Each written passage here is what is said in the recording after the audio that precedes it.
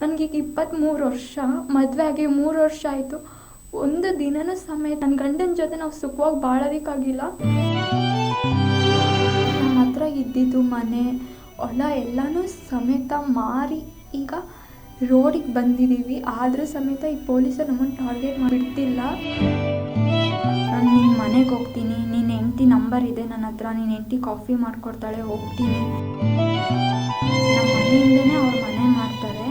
ಮನೆ ಮಾಡಿ ನನ್ನ ಗಂಡನ ಹತ್ರ ನಿನ್ನ ಹೆಂಡತಿ ನನ್ನ ಜೊತೆ ಇದ್ದಾಳೆ, ನಾನು ಅವಳು ರಿಲೇಷನ್ಶಿಪ್ಪಲ್ಲಿ ಇದ್ದೀವಿ, ನಿನ್ನ ಹೆಂಡತಿ ನನ್ನ ಜೊತೆ ಮಲ್ಕೊಳ್ತಾಳೆ.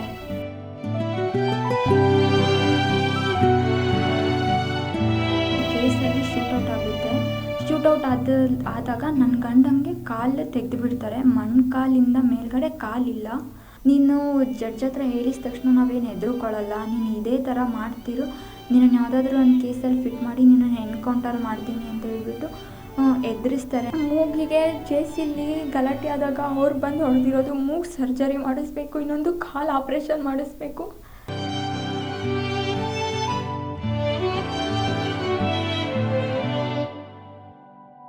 ನನ್ನ ಹೆಸರು ಮೋನಿಕಾ ಅಂತ. ನನ್ನ ಗಂಡನ ಹೆಸರು ರೋಹಿತ್ ಡಿಯರ್. ನಾವು ತುಮಕೂರು ಶಿರಾಗೇಟ್ ಹೌಸಿಂಗ್ ಬೋರ್ಡಲ್ಲಿರೋದು. ನನ್ನ ಗಂಡನ ಮೇಲೆ ಸ್ವಲ್ಪ ಕೇಸ್ಗಳಿದ್ದಾವೆ. 2 ಕೇಸಲ್ಲಿ ಶ್ಯೂರಿಟಿಯವ್ರು ಡೆತ್ ಆಗಿದ್ರು ಅಂತ ರೀಕಾಲ್ ಮಾಡಿಸ್ಬೇಕು ಅಂತ ಹೇಳ್ಬಿಟ್ಟು 17/4/2025 ತಾರೀಕು ಶ್ಯೂರಿಟಿ ಕಟ್ಸೋದಕ್ಕೆ ಮತ್ತು ರೀಕಾಲ್ ಮಾಡಿಸೋದಕ್ಕೆ ಅಂತ ಹೇಳ್ಬಿಟ್ಟು ಕೋರ್ಟ್ಗೆ ಹೋಗ್ತಾರೆ. 17ನೇ ತಾರೀಕು 4/2025 ತಾರೀಕು ಶ್ಯೂರಿಟಿ ಮತ್ತು ರೀಕಾಲ್ ಎಲ್ಲ ಮಾಡಿಸ್ತಿರ್ಬೇಕಾದ್ರೆ ಲಾಯರು ಆಯ್ತು ಹಿಂದಿನ ದಿನ ಹೇಳ್ತಾರೆ, ಆಯಿತು ಎಲ್ಲ ಮಾಡಿಸ್ತೀನಿ ಬಾ ಅಂತೇಳ್ಬಿಟ್ಟು ಅವ್ರಿಗೇನೋ ಎಮರ್ಜೆನ್ಸಿ ಇರುತ್ತೆ ಅಂತೇಳ್ಬಿಟ್ಟು ಅವರು ಸಮೇತ ತರಿಸಿರೋ ಶ್ಯೂರಿಟಿನ ಕಟ್ಟಿಸ್ತಿಲ್ಲದೆ ಹಾಗೆ ಹೋಗ್ತಾರೆ. ಅದಾದಮೇಲೆ ಅಲ್ಲೇ rural station, Tumakuru rural station ಇಬ್ಬರು ಕ್ರೈಮ್ ಪೊಲೀಸರು ಇರ್ತಾರೆ. ನನ್ನ ಗಂಡನ ಮಾತಾಡಿಸ್ತಾರೆ, ನಿನ್ನನ್ನು ಮೋಹನ್ ಸರ್ ಕರೀತಿದ್ದಾರೆ ಬಾ, ಮಾತಾಡಿಸ್ಕೊಂಡ್ಬಿಟ್ಟು ಏನೋ ಕಳಿಸ್ಕೊಡ್ತಾರೆ ಅಂತ. ಆವಾಗ ನನ್ನ ಗಂಡ ಅವ್ರ ಹತ್ರ ತುಂಬ ರಿಕ್ವೆಸ್ಟ್ ಮಾಡ್ಕೊತಾರೆ, ಸರ್ ಈ ಥರ ರೀಕಾಲ್ ಮಾಡಿಸ್ತಿದ್ದೀನಿ, ಶ್ಯೂರಿಟಿ ಕಟ್ಟಿಸ್ತಿದ್ದೀನಿ ಅಂತ. ಎಷ್ಟೇ ಅವ್ರ ಹತ್ರ ರಿಕ್ವೆಸ್ಟ್ ಮಾಡಿಕೊಂಡ್ರೂ ಸಮೇತ ಅವ್ರು ಬಿಡದಿದ್ದ ಆಟೋದಲ್ಲಿ ಬಲವಂತವಾಗಿ ಹೇಳ್ಕೊಂಡು ಸ್ಟೇಷನಿಗೆ ಕರ್ಕೊಂಡು ಹೋಗ್ತಾರೆ. ಸ್ಟೇಷನಿಗೆ ಕರ್ಕೊಂಡು ಹೋದಾಗಲೂ ಸಮೇತ ಮೋಹನ್ ಸರ್ ಹತ್ರ ರಿಕ್ವೆಸ್ಟ್ ಮಾಡ್ಕೊತಾರೆ, ಸರ್ ಈ ಥರ ರೀಕಾಲ್ ಮಾಡಿಸ್ತಿದ್ದೀನಿ, ಶ್ಯೂರಿಟಿ ಕಟ್ಟಿಸ್ತಿದ್ದೀನಿ ಸರ್ ಅಂತ ಎಷ್ಟೇ ಹೇಳಿದ್ರು ಸಮೇತ ಅವ್ರು ಬಿಡ್ದಿಲ್ಲದೆ ಯಾವ ಕೇಸಲ್ಲಿ ಶ್ಯೂರಿಟಿ ಮತ್ತು ರೀಕಾಲ್ ಮಾಡಿಸೋದಕ್ಕೆ ಹೋಗಿದ್ರು ಅದೇ ಕೇಸಲ್ಲೇನೆ ಅವರು ಮತ್ತೆ ಕೇಸ್ ಹಾಕಿ ಕೋರ್ಟಿಗೆ ಕರ್ಕೊಂಡು ಹೋಗ್ತಾರೆ. ಕೋರ್ಟಿಗೆ ಕರ್ಕೊಂಡು ಹೋದಾಗ ನನ್ನ ಗಂಡ ಜಡ್ಜ್ ಸಾಹೇಬ್ರ ಹತ್ರ, ಸ್ವಾಮಿ ಈ ಥರ ನಾನು ರೀಕಾಲ್ ಮತ್ತು ಶ್ಯೂರಿಟಿ ಕಟ್ಟಿಸ್ತಿದ್ದೆ, ಆಗ ನನ್ನನ್ನು ಬಲವಂತವಾಗಿ ಹೇಳ್ಕೊಂಡು ಆಟೋದಲ್ಲಿ ಕರ್ಕೊಂಡು ಹೋದ್ರು ಅಂತ. ಆಗಲೂ ಸಮೇತ ಜಡ್ಜ್ ಸಾಹೇಬರು ಮೋಹನ್ ಸರ್ ಮತ್ತು ಅವ್ರ ಟೀಮ್ಗೆ ವಾರ್ನಿಂಗ್ ಮಾಡ್ತಾರೆ, ಕೋರ್ಟಿಂದ ಕರ್ಕೊಂಡು ಹೋಗೋಗಿಲ್ಲ, ನೀವು ಹೇಗೆ ಕರ್ಕೊಂಡು ಹೋದ್ರಿ ಅಂತ. ಜೆಸಿಗೆ ಬಿಡ್ತಾರೆ. ಜೆಸಿಲಿ ಸೂಪರ್ಡೆಂಟ್ ಆದ ಮಲ್ಲಿಕಾರ್ಜುನ್ ಅವರು.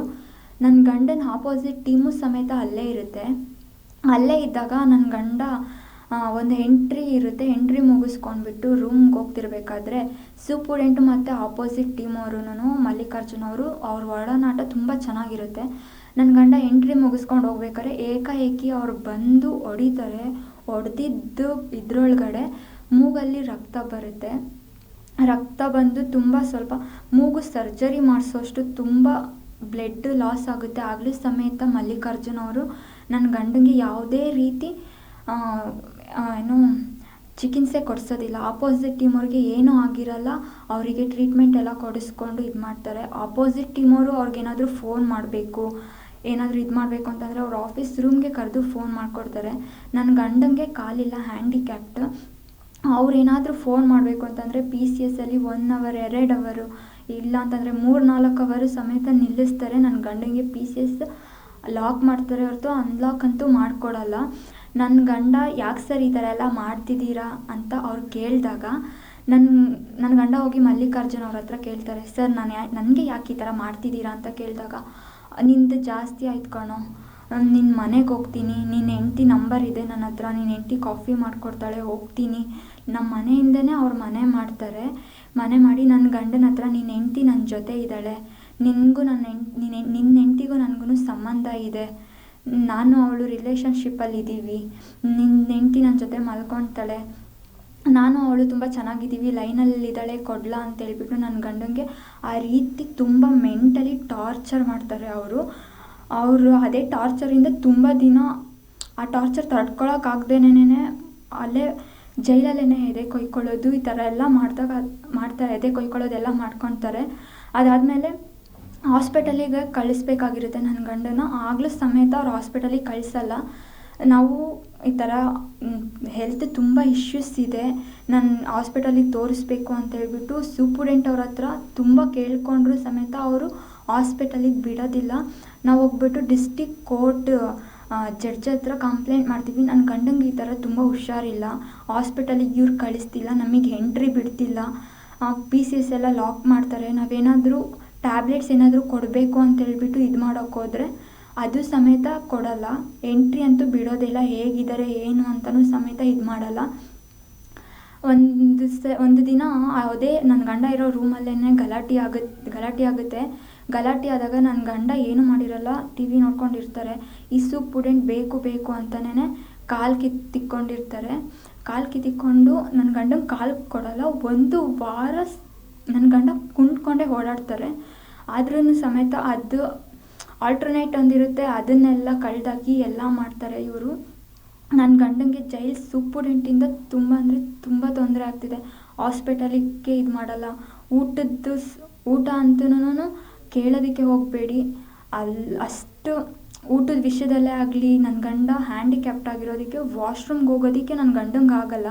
ನನ್ನ ಗಂಡ ಹ್ಯಾಂಡಿಕ್ಯಾಪ್ಟು. ಅವ್ರು ಹ್ಯಾಂಡಿಕ್ಯಾಪ್ಟ್ ಹೇಗಾದರು ಅಂತಂತಂದರೆ, ತಿಲಕ್ ಪಾರ್ಕ್ ಸ್ಟೇಷನಿಂದ ಒಂದು ಕೇಸಲ್ಲಿ ಶೂಟೌಟ್ ಆಗುತ್ತೆ.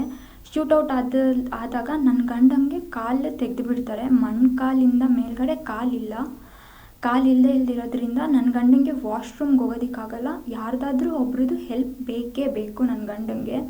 ಯಾರಾದರೂ ಒಬ್ಬರು ಹೆಲ್ಪಿಗೆ ಹೋದಾಗ ನನ್ನ ಗಂಡಂಗೆ ಹೆಲ್ಪಿಗೆ ಹೋಗಿರ್ತಾರಲ್ಲ ಅವ್ರಿಗೆ ಏನಕ್ಕೆ ಹೋಗ್ತೀರಾ, ಅವನಿಗೆ ಹೆಲ್ಪೇ ಮಾಡಬಾರ್ದು ಅಂತೇಳ್ಬಿಟ್ಟೆಲ್ಲ ಇದು ಮಾಡ್ತಾರೆ. ಬೇರೆಯವ್ರ ಸೈಡಿಂದ ಎಲ್ಲ ನಿನ್ನ ಹೆಂಡತಿಗೂ ನನಗೂ ಸಂಬಂಧ ಇದೆ ಅಂತ ತುಂಬ ಚುಚ್ಚಿ ಮಾತಾಡ್ತಾರೆ. ಇವರು ಬೇಕು ಅಂತ ಯಾವ ರೀತಿ ಟಾರ್ಗೆಟ್ ಇಟ್ಕೊಂಡಿದ್ದಾರೆ ಅಂತ ಗೊತ್ತಾಗ್ತಿಲ್ಲ. ನನ್ನ ಗಂಡನ ಇವರು ತುಂಬ ಟಾರ್ಗೆಟ್ ಮಾಡ್ತಿದ್ದಾರೆ. ನನ್ನ ಗಂಡಂಗೆ ಶೂಟೌಟ್ ಮಾಡಿದ್ದು ಇಲ್ಲೀಗಲ್ ಆಗಿ ಕಾಲು ತೆಗೆದುಬಿಟ್ಟಿದ್ದಾರೆ. ಈ ಕಾಲು ತೆಗ್ದಿರೋದು ಅವರಿಗೆಲ್ಲಿ ಮುಂದೆ ಪ್ರಾಬ್ಲಮ್ ಆಗುತ್ತೆ ಅನ್ನೋ ಒಂದೇ ಒಂದು ಕಾರಣಕ್ಕೆ ನನ್ನ ಗಂಡಂಗೆ ತುಂಬ ಟಾರ್ಚರ್ ಕೊಡ್ತಿದ್ದಾರೆ ಇವರು. ಯಾವ ರೀತಿ ಟಾರ್ಚರ್ ಅಂತಂತಂದರೆ ಅದು ಹೇಳೋದಕ್ಕಾಗಲ್ಲ. ಈ ಪೊಲೀಸರು ಮಾಡ್ತಿರೋದು ಒಂದೊಂದಲ್ಲ, ತುಂಬ ಅಂದರೆ ತುಂಬ ಅವ್ರು ಬದುಕಲೇಬಾರ್ದು ಅನ್ನೋ ರೇಂಜಿಗೆ ನನ್ನ ಗಂಡಂಗೆ ಟಾರ್ಚರ್ ಮಾಡ್ತಿದ್ದಾರೆ ಅವರು. ಏನಾದರೂ ಯಾಕೆ ಈ ಥರ ಮಾಡ್ತಿದ್ದೀರಾ ಅಂತೇಳ್ಬಿಟ್ಟು ಆಚೆನೂ ಸಮೇತ ಹೋಗಿ ನಾವು ಕಂಪ್ಲೇಂಟ್ ಕೊಡಬೇಕು ಅಂತಂದರೂ ಸಮೇತ ಕಂಪ್ಲೇಂಟ್ ತಗೊಳ್ಳಲ್ಲ, ಮಿಸ್ಬಿಹೇವ್ ಮಾಡೋದಕ್ಕೆ ಬರ್ತಾರೆ. ನನ್ನ ಗಂಡಂದು ಅಂತಂತಂದ್ರೆ ಕಂಪ್ಲೇಂಟು ತಗೊಳ್ಳಲ್ಲ. ನನ್ನ ಗಂಡನ ಮೇಲೆ 2 ಮರ್ಡರ್ ಕೇಸ್ ಇದೆ, ಅದು ನನ್ನ ಗಂಡ ಮಾಡಿರೋದಲ್ಲ, ಬೇಕು ಅಂತಲೇ ಇವ್ರು ಸೇರಿಸಿರೋದು. ಎಷ್ಟೋ ಸಲ ಮನೇಲೇ ಇದ್ದು ಕರ್ಕೊಂಡೋಗಿ ಕೇಸ್ ಹಾಕಿರೋದು ಸಮೇತ ಜಡ್ಜ್ ಹತ್ರ ನಾವು ಪ್ರೂಫ್ ಕೊಟ್ಟಿದ್ದೀವಿ, ಮನೇಲೇ ಇದ್ದಾರೆ, ಅವರೆಲ್ಲೂ ಹೋಗಿಲ್ಲ ಅಂತ. ಅದು ಸಮೇತ ಇವರಿಗೆ ನನ್ನ ಗಂಡನ ಮೇಲೆ ಒಂಥರ ಜಿಡ್ಡು ಅನಿಸುತ್ತೆ. ಇರೋದನ್ನ ಇದ್ದಂಗೆ ಹೇಳಿದ್ರೆ ಈ ಪೊಲೀಸವ್ರಿಗೆ ಅದು ಏನಾಗ್ತಿದೆಯೋ ಏನೋ ಗೊತ್ತಿಲ್ಲ. ನಾವೇನೂ ಮಾಡ್ತಿಲ್ಲ, ನನ್ನ ಗಂಡ ಏನೂ ಮಾಡ್ತಿಲ್ಲ ಅಂತಂದ್ರೂ ಸಮೇತ ಬೇಕು ಅಂತ ಡೌಟಾಗಿ ಕಾಯ್ತಿ ಆಗ್ತಾರೆ. 307 ಬುಕ್ ಮಾಡ್ತಾರೆ ನನ್ನ ಗಂಡನ ಮೇಲೆ, ಮನೆಯವ್ರ ಮೇಲೆ, ಫ್ಯಾಮಿಲಿ, ನಮ್ಮ ಅತ್ತೆ, ನಮ್ಮ ಮಾವ, ನನ್ನ ನಾದಿನಿ, ನಾನು ಮನೇಲಿದ್ದೀವಿ, ಮನೇಲಿರೋರ ಮೇಲೆ 307 ಹಾಕ್ತಾರೆ. ನಾವು ಹೆಂಗೆ ಹೋಗಿ ಆಚೆ ಹೋಗಿ 307 ಮಾಡೋದಕ್ಕಾಗುತ್ತೆ ಗಂಡು ಮಕ್ಳಿಗೆ? ಈ ಥರ ಎಲ್ಲ ಬೇಕು ಅಂತ ಇಡೀ ಫ್ಯಾಮಿಲಿನೇ ಇವರು ಟಾರ್ಗೆಟ್ ಮಾಡ್ತಿದ್ದಾರೆ. ಆಮೇಲೆ ಇದೇ ಕೇಸಲ್ಲಿ ಬೆಂಗಳೂರಿಗೆ ಹೋಗ್ತಾರೆ. ಬೆಂಗಳೂರಿಗೆ ಹೋದಾಗಲೂ ಸಮೇತ ಇದೇ ತುಮಕೂರು ಸೂಪುಡೆಂಟ್ ಅವರು ಅಲ್ಲಿನ ಜೈಲರಿಗೆ ಫೋನ್ ಮಾಡ್ತಾರೆ. ನನ್ನ ಗಂಡ ಕೇಳ್ಕೊಂಡಿದ್ದು ಸೂಪುಡೆಂಟ್ ಹತ್ರ ಇಷ್ಟೇ, ನಾನು ಏನು ಮಾಡ್ತಿದ್ದೀನಿ ಅಂತ ನನಗೆ ಇಷ್ಟೊಂದು ಟಾರ್ಚರ್ ಕೊಡ್ತಿದ್ದೀರಾ ಅಂತೇಳ್ಬಿಟ್ಟು ಅವ್ರ ಮೇಲೆ ಕಂಪ್ಲೇಂಟ್ ಮಾಡಿದ್ರು, ಈ ಥರ ಮಾಡ್ತಿದ್ದಾರೆ ಅಂತೇಳ್ಬಿಟ್ಟು. ಕಂಪ್ಲೇಂಟ್ ಮಾಡೋಕ್ಕೆ ಹೋಗಿದ್ಕೇನೆ ನನ್ನ ಗಂಡನ ಮೇಲೆ ಇವರು ತುಂಬ ಜಿಡ್ಡು. ಅಲ್ಲಿ ಬೆಂಗಳೂರಿಗೆ ಹೋದಾಗ್ಲೂ ಟ್ರೀಟ್ಮೆಂಟ್ಗೆ ಹೋದಾಗಲೂ ಅಲ್ಲಿನ ಸೂಪುಡೆಂಟ್ಗೂ ಹೇಳ್ತಾರೆ. ಸೂಪುಡೆಂಟ್ ಕೇಳಿಬಿಟ್ಟು ಕ್ವಾರಂಟೈನ್ಗೆ ಹಾಕ್ತಾರೆ. ಕ್ವಾರಂಟೈನ್ಗೆಲ್ಲ ಹಾಕಿ ಒಬ್ಬೊಬ್ಬನೇ ಸೆಲ್ಲಲ್ಲಿ ಇಡೋ ಥರ ಎಲ್ಲ ಮಾಡ್ತಾರೆ. ಆಮೇಲೆ ಮೈಸೂರಿಗೆ ಟ್ರಾನ್ಸ್ಫರ್ ಮಾಡಿಸ್ತಾರೆ. ಅಲ್ಲಿನ ಜೈಲರ್ಗೆ ಅವನ್ನ ಹೊಡೀರಿ ಅಂತ ಹೇಳ್ಬಿಟ್ಟು ಇಲ್ಲಿಂದ ಅಲ್ಲಿಗೆ ಫೋನ್ ಮಾಡಿ ಹೇಳ್ತಾರೆ. ನನ್ನ ಗಂಡಂಗೆ ಈ ಜೈಲರ್ ಕಡೆಯಿಂದ ಅಂತೂ ತುಂಬ ಅಂದರೆ ತುಂಬಾ ತೊಂದರೆ ಆಗ್ತಿದೆ. ಆಮೇಲೆ ರಿಲೀಸ್ ಆಗ್ತಾರೆ. ಇವಾಗ ಮೋಹನ್ ಸರ್ ಯಾವ ಕೇಸಲ್ಲಿ ನನ್ನ ಗಂಡನ್ನು 17ನೇ ತಾರೀಕು ಶ್ಯೂರಿಟಿ ಕಟ್ಸೋಕೆ ಹೋಗಿದ್ದ ಕೇಸಲ್ಲೇನೆ, ಅದೇ ಕೇಸಿಗೆನೇ ತುಮಕೂರಲ್ಲಿ ಬೇಲ್ ಆಗಲ್ಲ, ಬೆಂಗಳೂರು ಹೈಕೋರ್ಟಲ್ಲಿ ಬೇಲ್ ಆಗುತ್ತೆ. 14/8/2025 ಬೇಲಾಗುತ್ತೆ. ಬೇಲಾದಾಗ ನನ್ನ ಗಂಡ 17ನೇ ತಾರೀಕೆ ಔಟ್ ಕೊಟ್ಟಿರುತ್ತೆ ಅಂತ ಹೇಳ್ಬಿಟ್ಟು ತುಮಕೂರಿಗೆ ಬಂದು ಶ್ಯೂರಿಟಿ ಎಲ್ಲ ಕಟ್ಟಿಸಿ ರೀಕಾಲ್ ಎಲ್ಲ ಮಾಡಿಸ್ಕೊಂಡ್ಬಿಟ್ಟು ಬೆಂಗಳೂರಿಗೆ ರಿಟರ್ನ್ ಹೋಗ್ತಾರೆ. ರಿಟರ್ನ್ ಹೋದಾದಾಗ ಅಲ್ಲಿನ ಅಧಿಕಾರಿಗಳನ್ನ ಕೇಳ್ತಾರೆ, ಸರ್ ಮೇಲ್ ಬಂದಿದೆಯಾ ಅಂತ. ಅವರು ಇಲ್ಲ ಅಂತ ಅಂತಾರೆ. ಆವಾಗ ನೆಕ್ಸ್ಟ್ ಮಾರ್ನಿಂಗ್ 9 ಗಂಟೆಗೆ ಗೇಟ್ ಹತ್ರ ಹೋಗಿ ನನ್ನ ಗಂಡ ಕೇಳ್ತಾರೆ. ಗೇಟ್ ಬಳಿ ಅದೇ ಸ್ಟೇಷನ್ ಇಬ್ಬರು ಕ್ರೈಮ್ ಪೊಲೀಸರು ಕಾರಲ್ಲಿ ಇರ್ತಾರೆ. ಆಮೇಲೆ ಒಳಗಡೆ ಬರ್ತಾರೆ ಗೇಟ್ ಹತ್ರ. ಅವರು ಗೇಟ್ ಹತ್ರ ಬಂದಾಗ ನನ್ನ ಗಂಡ, ಅಣ್ಣ ನೀವೇನು ಇಲ್ಲಿ ಅಂತ ಅವ್ರು ಕೇಳಿದಾಗ, ನಿನ್ನನ್ನು ಮಾತಾಡ್ಸ್ಕೊಂಡು ಹೋಗೋದಿಕ್ಕೆ ಬಂದಿದ್ದೀವಿ ಅಂತ ಅಂತಾರೆ. ಎಷ್ಟೊತ್ತು ನನ್ನ ಗಂಡ ಬೆಳಗ್ಗೆಯಿಂದ ಸಂಜೆವರೆಗೂ ಕೇಳ್ತಾರೆ, ಸರ್ ಮೇಲ್ ಬಂದಿದೆಯಾ ಅಂತ. ಇಲ್ಲ ಅಂತ ಹೇಳ್ಬಿಟ್ಟು 4:15ಗೆ ರಿಲೀಸ್ ಮಾಡ್ತಾರೆ.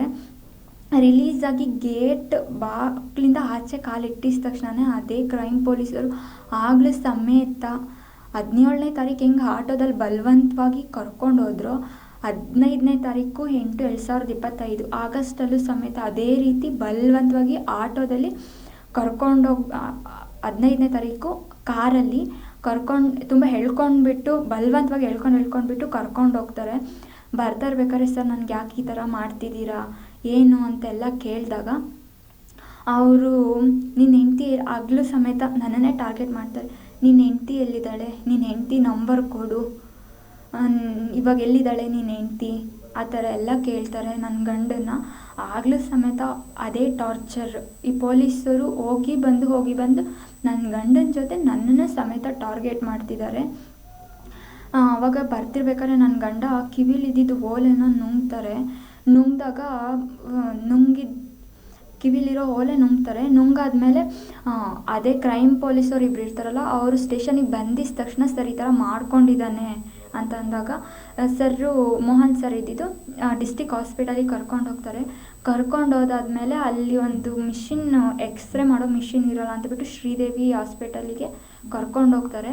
ಕರ್ಕೊಂಡು ಹೋದಾಗ ಟ್ರೀಟ್ಮೆಂಟ್ ತೊಗೊತಿರ್ಬೇಕಾದ್ರೆ ಬೆಡ್ ಹತ್ರ ಬಂದುಬಿಟ್ಟು ಮೋಹನ್ ಸರು, ನೀನು ಜಡ್ಜ್ ಹತ್ರ ಹೇಳಿದ ತಕ್ಷಣ ನಾವೇನು ಹೆದರ್ಕೊಳ್ಳಲ್ಲ, ನೀನು ಇದೇ ಥರ ಮಾಡ್ತಿರು, ನಿನ್ನನ್ನು ಯಾವುದಾದ್ರೂ ಒಂದು ಕೇಸಲ್ಲಿ ಫಿಟ್ ಮಾಡಿ ನಿನ್ನನ್ನು ಎನ್ಕೌಂಟರ್ ಮಾಡ್ತೀನಿ ಅಂತ ಹೇಳ್ಬಿಟ್ಟು ಎದುರಿಸ್ತಾರೆ ನನ್ನ ಗಂಡನ. ಜೈಲಿಗೆ ಬಿಡ್ತಾರೆ. ಜೈಲಿಗೆ ಬಿಟ್ಟಾದ್ಮೇಲೆ ಒಂದು 2 ಡೇಸ್ ಆದಮೇಲೆ ನಾನು ಎಂಟ್ರಿಗೆ ಹೋಗ್ತೀನಿ. ಎಂಟ್ರಿಗೆ ಹೋದಾದ್ಮೇಲೆ ನನ್ನ ಗಂಡ ತುಂಬ ಸುಸ್ತಾಗ್ಬಿಟ್ಟು, ನನಗೆ ಈ ಥರ ಎಲ್ಲ ಮಾಡ್ತಿದ್ದಾರೆ, ನನ್ನ ಕೈಲಿ ಆಗ್ತಿಲ್ಲ ಅಂತ ಕೇಳ್ಕೊತಾರೆ. ತುಂಬ ಅಳ್ತಾರೆ. ಇಷ್ಟು ದಿನದಲ್ಲಿ ಯಾವತ್ತೂ ಅಳದೇ ಇರೋರು, ನನಗೆ ಈ ಥರ ತುಂಬ ತೊಂದರೆ ಆಗ್ತಿದೆ ಅಂತ ಅವ್ರು ಅಳ್ತಾರೆ. ಅದಾದಮೇಲೆ ನಾನು CM ಸರ್ಗೆ, ಸಿದ್ದರಾಮಯ್ಯ ಸರಿಗೆ ಕಂಪ್ಲೇಂಟ್ ಮಾಡಿದ್ದೀನಿ, ಹ್ಯೂಮನ್ ರೈಟ್ಸ್ಗೆ ಕಂಪ್ಲೇಂಟ್ ಮಾಡಿದ್ದೀನಿ, ನಾಗಮಣಿ ಮೇಡಮ್ ಅವ್ರಿಗೂ ಸಮೇತ ಲೆಟರ್ ರೈಟಿಂಗಲ್ಲಿ ನಾನು ಕಂಪ್ಲೇಂಟ್ ಮಾಡಿದ್ದೀನಿ. ನ್ಯಾಷನಲ್ ಹ್ಯೂಮನ್ ರೈಟ್ಸ್ ನಾನು ಅಕ್ಲೈಂಟ್ಮೆಂಟ್ಗಳಿದ್ದಾವೆ ಅವೆಲ್ಲ ಹಾಕ್ತೀನಿ. ಈ ಥರ ಎಲ್ಲ ಹಾಕಿದ್ರೂ ಸಮೇತ ನನಗೆ ಯಾವ ಕಡೆಯಿಂದನೂ ರೆಸ್ಪಾನ್ಸ್ ಬರ್ತಿಲ್ಲ. ನನ್ನ ಗಂಡನ ಮೇಲೆ ಈ ಸ್ಟೇಷನವರು ತುಂಬ ಟಾರ್ಗೆಟ್ ಇಟ್ಕೊಂಡಿದ್ದಾರೆ. ನಾನು ನಿಮ್ಮ ಹತ್ರ ಕೇಳ್ಕೊಳ್ಳೋದಿಷ್ಟೇ, ನನ್ನ ಗಂಡನ ಜೀವನ ಮಾಡೋದಕ್ಕೆ ಒಂದು ದಾರಿ ಮಾಡಿಕೊಡಿ. ಇವ್ರ ಕಡೆಯಿಂದ ತುಂಬ ತೊಂದರೆ ಆಗ್ತಿದೆ. ನನ್ನ ಗಂಡ ತುಂಬ ನೋವು ಪಡ್ತಿದ್ದಾನೆ. ವಾಶ್ರೂಮಿಗೆ ಸಮೇತ ಹೋಗೋಕ್ಕಾಗಲ್ಲ, ಅರ್ಧ ಕಾಲಿಟ್ಕೊಂಡು ಇಂಡಿಯನ್ ಟಾಯ್ಲೆಟಲ್ಲಿ ನನ್ನ ಗಂಡಂಗೆ ಕುಂದ್ಕೊಳ್ಳೋದಕ್ಕಾಗಲ್ಲ, ಏನೂ ಇಲ್ಲ. ಆ ಥರ ತುಂಬ ಟಾರ್ಚರ್ ಆಗ್ತಿದೆ. ಹೋದರೆ ಕೆಟ್ಟದಾಗಿ ಬೈಯೋದು, ಹೆಣ್ಮಕ್ಳು ಅಂತಲೂ ನೋಡಲ್ಲ, ಮಿಸ್ಬಿಹೇವ್ ಮಾಡೋದೆಲ್ಲ ಮಾಡ್ತಾರೆ ಇವರು. ನಾನು ನಿಮ್ಮ ಹತ್ರ ಕೇಳ್ಕೊಳ್ಳೋದಿಷ್ಟೇ, ನನ್ನ ಗಂಡಂಗೆ ಒಂದು ಅವಕಾಶ ಮಾಡಿಕೊಡಿ, ನಮಗೆ ಜೀವನ ಮಾಡೋದಕ್ಕೆ ಒಂದು ಅವಕಾಶ ಮಾಡಿಕೊಡಿ. ಇಲ್ದಿರೋ ಸುಳ್ಳು ಕೇಸ್ಗಳೆಲ್ಲ ನೀವು ಹಾಕಬೇಡಿ. ನಮಗೂ ಅಂತಲೂ ಒಂದು ಲೈಫ್ ಇರುತ್ತೆ, ನನ್ನ ಗಂಡಂಗೂ ಅಂತಲೂ ಒಂದು ಲೈಫ್ ಇರುತ್ತೆ. ತಪ್ಪು ಮಾಡಿದವ್ರು ಯಾರೂ ಇರಲ್ಲ. ತಪ್ಪು ಮಾಡಿದವ್ರಿಗೆ ಒಂದು ಎಕ್ಸ್ಕ್ಯೂಸ್ ಕೊಟ್ಟು ನನ್ನ ಗಂಡಂಗೆ ಒಂದು ಜೀವನ ಮಾಡೋದಕ್ಕೆ ಅವಕಾಶ ಮಾಡಿಕೊಡಿ ಅಂತ ನಿಮ್ಮ ಹತ್ರ ಕೇಳ್ಕೊಳ್ತೀನಿ. ನಮ್ಮದು ಆಗಿರೋದು ಲವ್ ಮ್ಯಾರೇಜ್ ಆಗಿ ನಾವು ಮದುವೆ ಆಗಿ 4 ದಿನಕ್ಕೆ ಯಾವುದೋ ಫಂಕ್ಷನ್ಗೆ ಹೋಗಬೇಕು ಅಂತ ಹೊರಡ್ತಿರ್ತೀವಿ.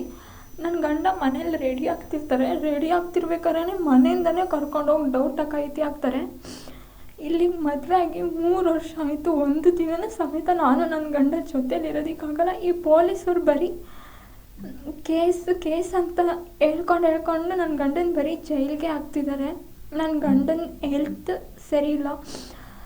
ಒಂದು ಮೂಗಿಗೆ ಜೇಸಿಲಿ ಗಲಾಟೆ ಆದಾಗ ಅವ್ರು ಬಂದು ಹೊಡೆದಿರೋದು, ಮೂಗು ಸರ್ಜರಿ ಮಾಡಿಸ್ಬೇಕು, ಇನ್ನೊಂದು ಕಾಲು ಆಪ್ರೇಷನ್ ಮಾಡಿಸ್ಬೇಕು. ಹಿಂದಿನ ಸಲ ರಿಲೀಸ್ ಆದಾಗಲೂ ಸಮೇತ ನನ್ನ ಗಂಡನ ತಕ್ಷಣ ಹಾಸ್ಪಿಟಲಿಗೆ ಕರ್ಕೊಂಡೋಗಿ ರೀಕಾಲ್ ಮಾಡಿಸ್ಬೇಕು ಅನ್ನೋ ಬಂದ ಟೈಮಲ್ಲಿ ಕೋರ್ಟಲ್ಲೇ ಇವ್ರು ಈ ಥರ ಮಾಡಿದ್ದಾರೆ. ನನ್ನ ಗಂಡನಿಗೆ ಏನಾದರೂ ಮಾಡಿ ನ್ಯಾಯ ಕೊಡಿಸಿ ಅಂತ ಕೇಳ್ಕೊಳ್ತೀನಿ. ಅಂದರೆ ನಾವು ಮನೇಲಿರೋದು 3 ಜನ ಹೆಣ್ಮಕ್ಳು. ನೈಟೇ ಪೊಲೀಸರು ಬರ್ತಾರೆ, ರೋಹಿತ ಅಂತ ಕರೀತಾರೆ. CCTVs ಇದ್ದರೆ CCTVನೂ ಸಮೇತ ಕಿತ್ಕೊಂಡು ಹೋಗಿದ್ದಾರೆ. ನಮ್ಮ ಮಾವ ಟೀ ಅಂಗಡಿ ನಡೆಸ್ತಿದ್ದಾರೆ. ಟೀ ಅಂಗಡಿಲೂ ಸಮೇತ ಏನಂದ್ರೆ ಅದೇ ಇಡೋದು, ಬೇಕು ಅಂತ ನಮ್ಮನ್ನು ಸಿಗಾಕಿಸ್ಬೇಕು ಅಂತೇಳ್ಬಿಟ್ಟು ಇದು ಮಾಡೋದು, ಗಾಂಜಾ ಆ ಥರದ್ದೆಲ್ಲನೂ ಇದು ಮಾಡೋದು ಎಲ್ಲ ಮಾಡ್ತಿದ್ದಾರೆ. ನನ್ನ ಗಂಡ ಈ ಶೂಟೌಟ್ ಆಗಿದ್ರೊಳಗಡೆ ಬೇಕು ಅಂತ ಅವ್ರು ಶೂಟೌಟ್ ಮಾಡಿರೋದಕ್ಕೆ, ಅವ್ರದ್ದು ತಪ್ಪಿರೋದಕ್ಕೆ, ನನ್ನ ಗಂಡ ಇರೋದನ್ನ ಜಡ್ಜ್ ಮುಂದೆ ಹೇಳ್ತಿರೋದಕ್ಕೆ ಅವ್ರಿಗೇನು ಪ್ರಾಬ್ಲಮ್ ಆಗಬಾರ್ದು ಅಂತೇಳ್ಬಿಟ್ಟು ಇಲ್ಲಿ ನನ್ನ ಗಂಡನ ಜೀವನನ ನಾಶ ಮಾಡೋದಕ್ಕೆ ಹೊರಟಿದ್ದಾರೆ ಅವರು. ಹೆಣ್ಮಕ್ಳಿದ್ದಾರೆ ಅಂತಲೂ ನೋಡಲ್ಲ, ಏನೂ ಇಲ್ಲ. ನಮ್ಮ ಮಾವಂಗೆ ಆಗಲಿ ತುಂಬ ತೊಂದರೆ. ನನ್ನ ನಾದಿನಿಗೆ ಇನ್ನೂ ಮದುವೆ ಆಗಿಲ್ಲ, ಅವಳನ್ನೂ ಸಮೇತ ಒಂದು ಕೇಸಲ್ಲಿ ಫಿಟ್ ಮಾಡಿಸಿದ್ದಾರೆ. ಬೇಕು ಅಂತೇಳಿ ಫಿಟ್ ಮಾಡಿದ್ದಾರೆ. ನನ್ನನ್ನು ಹಾಕಿದ್ದಾರೆ. ನನ್ನ ನಾದಿನಿ ಇನ್ನೂ ಓದ್ತಿದ್ದಾಳೆ, ಅವಳನ್ನ ಸಮೇತ ಕೇಸಲ್ಲಿ ಫಿಟ್ ಮಾಡಿದ್ದಾರೆ. ನಮ್ಮ ಅತ್ತೆನೂ ಸಮೇತ ಹಾಕಿದ್ದಾರೆ. ನಮ್ಮ ಮಾವಂಗೆ 55 ವರ್ಷ, ಹಾರ್ಟ್ ಪೇಷಂಟು. ನಮ್ಮ ಅತ್ತೆಗೂ ಸಮೇತ 50 ವರ್ಷ, ಅವ್ರನ್ನೂ ಸಮೇತ ಕೇಸಿಗೆ ಫಿಟ್ ಮಾಡಿದ್ದಾರೆ. ಇಷ್ಟು ದುಡ್ಡು ಕೊಡು, ಇದು ಮಾಡು, ನಿಮ್ಮನ್ನು ಬಿಡ್ತೀನಿ ಅಂತ ಹೇಳ್ತಾರೆ. ಏನು 10 ಲಕ್ಷ ದುಡ್ಡು ಕೊಡು, ದುಡ್ಡು ಕೊಡು, ಇಲ್ಲಂತಂದರೆ ನಿನ್ನನ್ನು ಬಿಡಲ್ಲ, ನಿನ್ನ ಮಗಂಗೆ ಹಂಗೆ ಮಾಡ್ತೀನಿ ಹಿಂಗೆ ಮಾಡ್ತೀನಿ ಅಂತ ನಮ್ಮನ್ನು ತುಂಬ ಬ್ಲ್ಯಾಕ್ ಮೇಲ್ ಮಾಡ್ತಾರೆ ಪೊಲೀಸವರು. ನಮ್ಮ ಮಾವಂಗೆ 55 ವರ್ಷ, ಅವ್ರನ್ನೂ ಸಮೇತ ರೌಡಿ ಶೀಟರ್ ಮಾಡಿದ್ದಾರೆ. ಹಾರ್ಟ್ ಪೇಷಂಟ್ ಅವರು 55 ವರ್ಷ, 2 ಸಲ ಹಾರ್ಟ್ ಅಟ್ಯಾಕ್ ಆಗಿದೆ. ಅವ್ರನ್ನೂ ಸಮೇತ ರೌಡಿ ಶೀಟರ್ ಮಾಡಿದ್ದಾರೆ. ನನ್ನ ಗಂಡಂಗೆ ಈ ಥರ ಆಗ್ತಿದೆ ಅಂತ ಕೇಳೋದಕ್ಕೆ ಏನಾದರೂ ಸ್ಟೇಷನ್ಗೆ ಹೋದ್ರೂ ಸಮೇತ ಅವರು ನಿಂತ್ಕೊಳ್ಳೋದು, ಏನಂದ್ರೆ ಅದೇ ಕೆಟ್ಟ ಮಾತಲ್ಲಿ ಬೈಯೋದು ನಮ್ಮ ಮಾವಂಗೆ, ನಮ್ಮ ಅತ್ತೆಗೆ, ನನಗೂ ಸಮೇತ. ನಮ್ಮ ಮನೆ ಜೀವನ ನಡೀತಿರೋದು, ನಮ್ಮ ಮಾವ ಟೀ ಅಂಗಡಿ ಇಟ್ಟಿದ್ದಾರೆ. ಟೀ ಅಂಗಡೀಲಿ ಲೋಟ ತೊಳೆದು ನಮ್ಮ ಮನೆ ಜೀವನ ನಡೆಸ್ತಿರೋದು. ನನ್ನ ಗಂಡನ ಕೈಯಲ್ಲಿ ಕೆಲಸ ಮಾಡೋದಕ್ಕಾಗಲ್ಲ. ಈ ಪೊಲೀಸರು ನನ್ನ ಗಂಡನ ಕಾಲು ಕಳೆದಿದ್ದಾರೆ. ಅದರಿಂದ ನನ್ನ ಗಂಡ ಏನೂ ದುಡಿಯೋದಕ್ಕಾಗಲ್ಲ. ನಮ್ಮ ಮಾವ ದುಡಿಬೇಕು, ನಮ್ಮ ಮನೆ ನೋಡ್ಕೋಬೇಕು. ನಮ್ಮ ಹತ್ರ ಇದ್ದಿದ್ದು ಮನೆ ಹೊಲ ಎಲ್ಲನೂ ಸಮೇತ ಮಾರಿ ಈಗ ರೋಡಿಗೆ ಬಂದಿದ್ದೀವಿ. ಆದರೂ ಸಮೇತ ಈ ಪೊಲೀಸರು ನಮ್ಮನ್ನು ಟಾರ್ಗೆಟ್ ಮಾಡಿಬಿಡ್ತಿಲ್ಲ. ಈ ಪೊಲೀಸವ್ರಿಗೆ ಹೆಣ್ಮಕ್ಳೇ ಇಲ್ವಾ? ಹೆಣ್ಮಕ್ಳು ಅಂತಲೂ ನೋಡಲ್ಲ, ಅಷ್ಟು ಕ್ರೂರವಾಗಿ ವರ್ತನೆ ಮಾಡ್ತಾರೆ, ಕ್ರೂರವಾಗಿ ನೋಡ್ತಾರೆ. ಈ ಥರ ಆಗ್ತಿದೆ ಅಂತೇಳ್ಬಿಟ್ಟು ಅವ್ರ ಹತ್ರ ಎಷ್ಟೇ ಕೇಳಿಕೊಂಡ್ರೂ ಸಮೇತ ಅವ್ರ ಮನಸ್ಸೇ ಕರಗಲ್ಲ. ನಿಮ್ಮ ಮನೇಲೂ ಹೆಣ್ಮಕ್ಳು ಇರ್ತಾರೆ, ನಿಮ್ಮಮ್ಮನೂ ಹೆಣ್ಣಾಗೇ ಇರೋದು. ಎಲ್ಲರನ್ನೂ ಹೆಣ್ಣು ಥರನೇ ನೋಡಿ ನೀವು. ನಿಮ್ಮ ಮನೇಲಾದರೆ ಹೆಣ್ಮಕ್ಳು, ಬೇರೆಯವ್ರ ಮನೇಲಾದರೆ ಹೆಣ್ಮಕ್ಳಲ್ವ ಅವರು. ನಮಗೂ ಆಸೆ ಇರುತ್ತೆ. ನನಗೀಗ 23 ವರ್ಷ, ಮದುವೆ ಆಗಿ 3 ವರ್ಷ ಆಯಿತು. ಒಂದು ದಿನನೂ ಸಮೇತ ನನ್ನ ಗಂಡನ ಜೊತೆ ನಾವು ಸುಖವಾಗಿ ಬಾಳೋದಕ್ಕಾಗಿಲ್ಲ. ಏನಾದರೂ ಎಂಟ್ರಿಗೆ ಹೋಗಬೇಕು, ಎಂಟ್ರಿಲಿ ನೋಡಬೇಕು ಅಂದರೂ ಸಮೇತ ಎಂಟ್ರಿ ಬಿಡಲ್ಲ, ಫೋನ್ ಅಲೋ ಮಾಡಲ್ಲ. ಈ ಪೊಲೀಸವರೆಲ್ಲ ಕೇಳ್ತಾರೆ, ಏನಿದೆ ಹಿಂಗೆ ಮಾಡಿದ್ದೀವಿ ಅಂತ, ಏನಿದೆ ನಿನ್ನ ಹತ್ರ ಸಾಕ್ಷಿ ಅಂತೇಳ್ಬಿಟ್ಟು ಜೇಸಿಲೆಲ್ಲ ಹೋಗಿ ನಾವು ಸಾಕ್ಷಿ ತಗೊಂಡು ಬರೋದಕ್ಕಾಗಲ್ಲ. ಏನೇ ಹೇಳಿದ್ರು ಅವರು ನಮ್ಮ ಮೇಲೇ ಆಪೋಸಿಟಾಗಿ ಮಾತಾಡ್ತಾರೆ, ನಿಮ್ಮ ಗಂಡ ಹಿಂಗೆ ಅಂತ. ನಿಮ್ಮ ಹತ್ರ ಕೇಳ್ಕೊಳ್ಳೋದಿಷ್ಟೇ. ನಾನು ಸಿದ್ದರಾಮಯ್ಯ ಸರ್ಗೆ, DK ಶಿವಕುಮಾರ್ ಸರ್ಗೆ, ಪರಮೇಶ್ವರ್ ಸರ್ಗೆ, ನಾಗಮಣಿ ಮ್ಯಾಮ್ಗೆ, ಯಾರಾದರೂ ರಿಟೈರ್ಡ್ ಜಡ್ಜ್ ಆದರೂ ಪರವಾಗಿಲ್ಲ, ನಾನು ನಿಮ್ಮ ಹತ್ರ ನ್ಯಾಯ ಕೇಳ್ಕೊಳ್ಳೋದು ಏನು ಅಂತಂದರೆ, ನನ್ನ ಗಂಡಂಗೂ ನನಗೂ ಜೀವನ ಮಾಡೋದಕ್ಕೆ ಒಂದು ಅವಕಾಶ ಮಾಡಿಕೊಡಿ. ನನ್ನ ಗಂಡ ತಪ್ಪು ಮಾಡಿಲ್ಲ ಅಂತ ಹೇಳ್ತಿಲ್ಲ, ತಪ್ಪು ಮಾಡಿರೋದಕ್ಕೂ ಒಂದು ಕ್ಷಮೆ ಅಂತ ಇರುತ್ತೆ, ಆ ಕ್ಷಮೆ ಕೊಡಿ. ನನ್ನ ಗಂಡ ಮುಂದೆ ಏನು ತಪ್ಪು ಮಾಡೋದು ಸಮೇತ ಇಲ್ಲ. ಬೇಕು ಅಂತಲೇ ಇವರು ಈ ಥರ ಎಲ್ಲ ಮಾಡ್ತಿದ್ದಾರೆ. ನಾನು ನಿಮ್ಮ ಹತ್ರ ಕೇಳ್ಕೊಳ್ಳೋದಿಷ್ಟೇ, ಒಂದು ಅವಕಾಶ ಕೊಡಿ ನಮಗೆ ಜೀವನ ಮಾಡೋದಕ್ಕೆ, ಜೀವನಾಂಶ ಮಾಡೋದಕ್ಕೆ ಒಂದೇ ಒಂದು ಅವಕಾಶ ಮಾಡಿಕೊಡಿ ಅಂತ ನಾನು ನಿಮ್ಮ ಹತ್ರ ಕೇಳ್ಕೊಳ್ತೀನಿ.